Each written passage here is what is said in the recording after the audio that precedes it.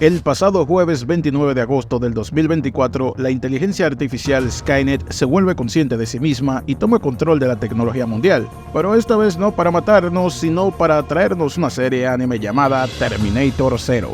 Disculpen esa intro todo, creí que no pude evitarlo. En fin, estaremos hablando de ella, primero sin spoilers para darles una reseña general y contarles si cumple con las expectativas, y luego con spoilers para analizar temas de la trama y teorizar un par de cosas. Si quieren saltar directamente a esa parte, pues el video está abajo dividido en la línea del tiempo. Abrimos de inmediato con la típica pregunta que muchos se hacen: ¿es necesario haber visto alguna de las películas de la saga de Terminator para entender este anime? Y no lo es. El mismo explica todo lo que necesitamos para contextualizarnos, aunque sí que habrá un par de referencias o guiños que solo los que vieron las pelis entenderán.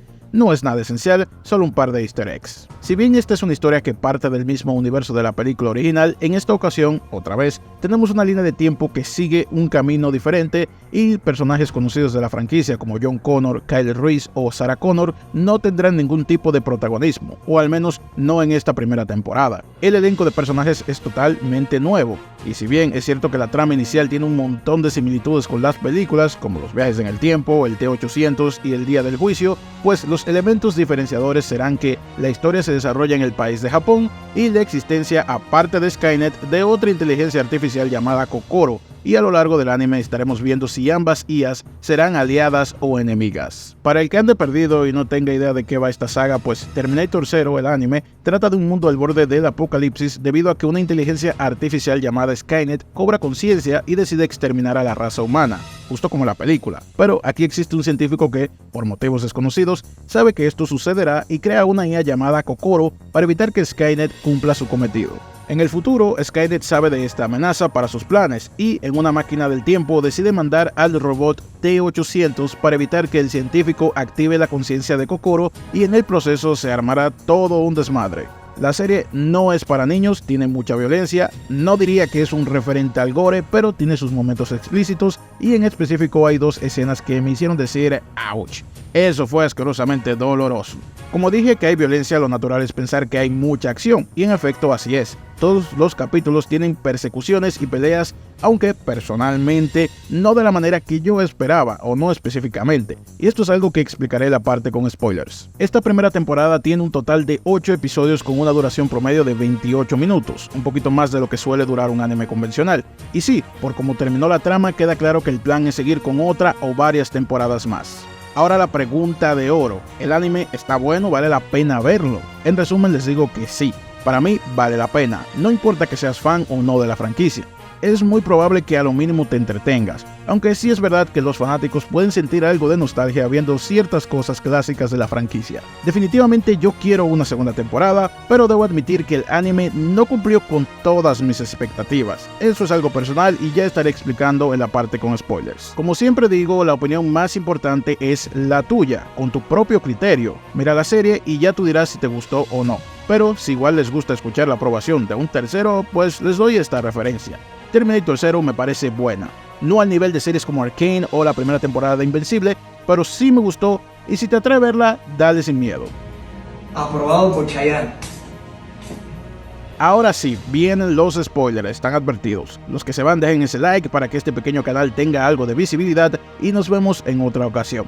A continuación hablaremos de qué cosas se hicieron bien en esta serie, qué se hizo mal, porque sí, tengo mis quejas, y también qué es lo que viene para la segunda temporada. Iniciando con lo bueno, me gustó el hecho en sí de que esta perspectiva sea en otro país, porque siempre veíamos todo desarrollado en Estados Unidos, y por otra parte todo el tema de Kokoro y la profundización en las motivaciones de Skynet. Y destaco esto porque en las películas originales, aunque sí se menciona, nunca se había abundado mucho en el por qué Skynet hace lo que hace. Kokoro tiene este dilema de si realmente Skynet podría tener razón. ¿Acaso los humanos merecen ser exterminados? ¿Acaso ella debe evitar el día del juicio o por el contrario, debe unirse a Skynet? Todo esto se lo va preguntando al Dr. Malcolm Lee, quien a su vez también se ve atrapado en la búsqueda de un argumento que justifique salvar a la humanidad. Y miren una cosa, este asunto de que la humanidad merece morir y que somos malvados, talala, es algo que ya se ha explotado en series y películas, y de hecho creo que varios de los argumentos que Kokoro le da al doctor fácilmente él se los pudo rebatir. Esa santificación que los moralistas tienen con las otras especies animales me resulta incoherente en varios aspectos, pero bueno.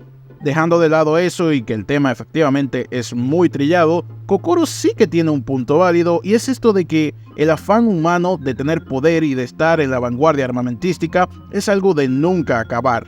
La mera existencia de estas inteligencias tienen detrás una intención de ser usadas como armas. Desde el principio, el desarrollo de armas modernas incita el desarrollo de otras más modernas, y por ahí sigue una cadena que solo puede ser rota con algún cataclismo o el mismo fin de la civilización humana. En resumen, sí, el dilema es válido y me alegra que lo hayan desarrollado, un punto positivo en mi opinión. También tenemos que el propio Malcolm Lee no es del todo bueno o malo, para mí es un personaje gris. Si bien tiene buenas intenciones, quiere ayudar a la humanidad y ama a sus hijos, sus acciones ponen en duda estas buenas intenciones. Por ejemplo, no era un padre muy presente, era un poco rústico con sus hijos, y bueno, esto se podría explicar por el trauma que tiene con la pérdida de su esposa, y tenemos también esta escena cuando el T-800 amenaza con matar a su hijo mayor, a Kenta. Malcolm se lo piensa bastante a pesar de ser su padre. Y claro, tenemos este momento cuando es más joven que mata a su propio equipo, a su propia raza, para salvar a Misaki, algo que incluso a ella la dejó bastante choqueada. Esto último se podría argumentar que ellos estaban siendo un poco cerrados y no querían escuchar ninguna explicación de Malcolm sobre la creación de Misaki. En verdad, no le costaba nada a ellos escuchar un poco. Sin embargo, yo pregunto, ¿podemos culparlos por esta reacción? Consideremos que todos ellos están en esta guerra al borde de la extinción, precisamente por las máquinas, y sobre todo por las inteligentes como Misaki. Tal vez debieron ser más receptivos, pero en el contexto que estaban, esta actitud rústica y paranoica frente a la inteligencia artificial no es para menos. Por otra parte, también se puede decir que Malcolm hizo esto porque quería irse con Misaki al pasado para crear una inteligencia artificial, o como ellos dicen, una especie de dios que pueda enfrentar a Skynet y así salvar al mundo. En otras palabras, matarlos fue un sacrificio necesario para el objetivo final. Ya saben, el fin justifica los medios. No sé yo si esto fue lo mejor, pero sin duda puedo entender ambas posturas. ¿Qué opinan ustedes? Déjenme eso en los comentarios. El resto de personajes de la serie no se me hacen muy destacables, salvo un poco por Misaki, que fue con el tema de que resultó ser un robot y eso sí me gustó, pero el resto no tanto, y de hecho la saga de Terminator no es precisamente famosa por profundizar en este apartado. Pero yo diría que es porque el tipo de trama es activa y lo que vemos es a los personajes ya en acción. Lo más importante no son ellos, sino el evento en el que participan. Eso no quita que puedan ser más memorables, y sobre todo en una serie, aunque al menos el anime logra darnos a alguien más interesante como Malcolm Lee, que a ver, no todas sus escenas son tan interesantes, varios de sus diálogos pueden ser un poco pobres, pero en general capta la atención y funciona bien. El apartado de la animación y ambientalización tiene sus bajas y altas. En general me parece bueno, te da completamente el vibe de cualquier película de Terminator. La colorización y el diseño de personajes, la mayor parte del tiempo es buena, pero para el proyecto grande que es, yo pienso que en algunas escenas dejaba un poquito que desear. La integración del CGI por lo general es correcta y fue perfecta para las escenas con los vehículos, sobre todo en las persecuciones. También esos momentos donde el T-800 se reparaba a sí mismo de manera explícita me recordaron bastante a Arnold en las primeras películas.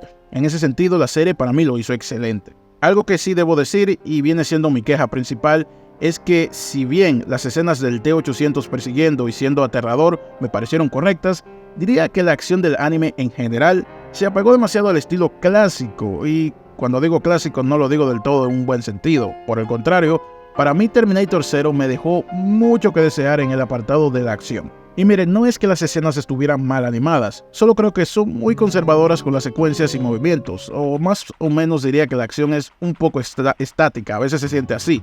Y eso es todo lo contrario a lo que yo esperaba en un anime de Terminator. La primera película fue un poco así, pero a partir de la segunda, que para mí y muchos es la mejor, El Día del Juicio, la saga se caracterizó por darnos escenas de acción bien locas, épicas o al menos intensas. El T-1000 persiguiéndolos en todo tipo de terrenos, las explosiones, el motor cayendo desde súper alto. La tercera también tiene un montón de escenas locas, incluso creo que hasta exageran. Y es más, hasta la Terminator Genesis tiene sus momentos así. Esto hace que me decepcione un poco lo que hicieron en la serie, ya que un entorno animado para esta clase de escenas locas es perfecto. La animación tiene esta magia de que cosas que en la vida real que se ven ridículas o absurdas, en la pantalla animada se ven épicas y emocionantes. No hubo ninguna escena que me volara la cabeza en ese sentido.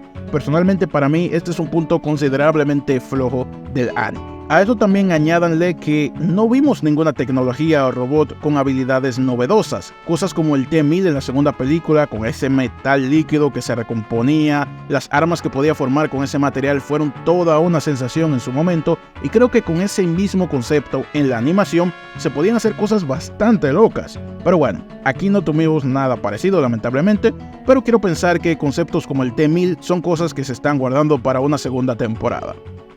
Ya por último debemos hablar de los plot twists de la serie, es decir, esas revelaciones que le dieron otro significado al curso de la trama y nos crea la pregunta de qué es lo que nos dice esto sobre lo que pasará en la segunda temporada. Recapitulando, tenemos la revelación en el cuarto episodio de que Misaki es una máquina, algo que como tal se explotó en esta misma temporada, no es algo que se dejó para el final y que bueno, no fue una revelación del otro mundo ni nada parecido, pero sí que fue llamativo y creo que la serie lo manejó bien, dándonos algunos indicios.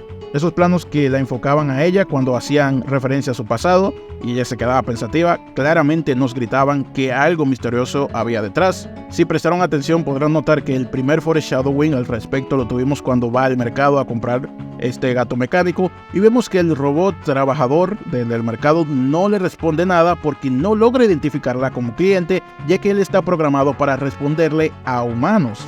Después está que ella no tiene ningún tipo de antecedentes cuando va al asunto de la policía y finalmente la revelación que sí logró impactarme un poco ya que lo hicieron con esta escena del T-800 arrancándole el brazo y creo que la impresión de dolor que me dejó más la información al mismo tiempo de que ella es una máquina generó ese impacto. Al menos a mí cuando él le jala el brazo y se le ve esa rayita de sangre me hizo decir ay no, sí le van a arrancar el brazo y sí lo van a mostrar.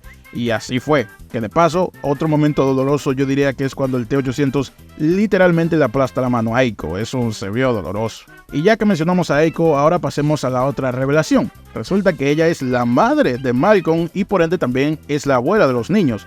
Debo decir que eso ni me pasó por la cabeza a pesar de que sí esperaba un plot twist parecido. Me explico, ya en esta franquicia se ha visto que cuando alguien viaja al pasado para ayudar a un personaje que es clave en el futuro, al final de la peli revelan que de alguna manera u otra estos dos tienen una interacción o relación relevante para los eventos futuros. Así que sí, yo esperaba que nos dijeran algo parecido con Eiko, solo que nunca imaginé que ella era la madre de Malcolm. Por varias razones, pero sobre todo porque no se parecían en nada, si saben a qué me refiero. Pero bueno, el caso es que en la segunda temporada veremos quién es el padre de Malcolm, quizás sea un personaje nuevo, quizás ya sea uno que vimos en esta temporada, aunque ahora mismo no se me ocurre ninguno, pero con ese suspenso de que Malcolm le dijo a ella, ya tú sabrás quién es, pues dieron a entender que esto será de alguna manera interesante, o eso espero. Para la segunda temporada también podemos asumir que veremos una participación importante de Kenta, el hijo mayor de Malcolm Lee. Y esto, aunque para muchos sea obvio, siempre hay alguien perdidito y es normal que no entiendan bien por qué el Terminator lo comenzó a proteger. Esto es un poco simple, no hay que explotarse la cabeza. Básicamente el T-800 calcula que Kenta podría ser alguien muy importante para Skynet en el futuro, en específico para enfrentar a Kokoro. Si bien en este momento Kenta decide no desactivarla, a pesar de que el Terminator se la regaló en bandeja de plata, es casi un hecho que en el futuro sí representará una barrera para ella. Todo esto que acabo de decir para mí es lo único que podemos afirmar con certeza que se va a desarrollar en la segunda temporada. Ya todo lo demás fuera de ahí pues serían teorías o literalmente adivinanzas. Algunos podrían teorizar o pensar que tendremos interacciones relevantes con personajes como John Connor, Sarah Connor o el propio Kyle Reese, personajes famosos de la franquicia, pero ya esto sería una especulación pura, no tenemos una base en la serie que nos diga que esto será así, y también de mi parte espero ya, y esto sí lo creo muy posible aunque no tengo ninguna base para decirlo, y es que veremos a Terminators más modernos como el T-1000 o algo completamente nuevo. Yo espero que así sea porque no sería nada bueno o sería un grave error que desaprovecharan esta oportunidad, ya que tenemos muchos años teniendo esta franquicia y quedarse estancados solamente con el mismo Terminator sería un error. No sé qué opinan ustedes, pero la verdad yo espero que así sea. Y nada, mis amigos y amigas, eso es todo lo que tenía que decir hasta el momento de Terminator 0. Como siempre me encantaría saber qué opinan ustedes, si les gustó la serie, si no, si el video están de acuerdo con él, si no, si tienen alguna duda déjenmela saber a medida de mis posibilidades, yo les responderé. Si tienen algo que aclararme, porque yo me pude equivocar perfectamente en el video, pues también me lo pueden dejar saber. En fin, use la caja de comentarios, que eso me encanta ver lo que ustedes tienen que decir. No olviden dejar ese poderoso like, porque este pequeño canal lo necesita muchísimo para tener esa visibilidad. Y nada, gente, yo soy Brayik, y si llegaron hasta esta parte del video, ustedes son la resistencia.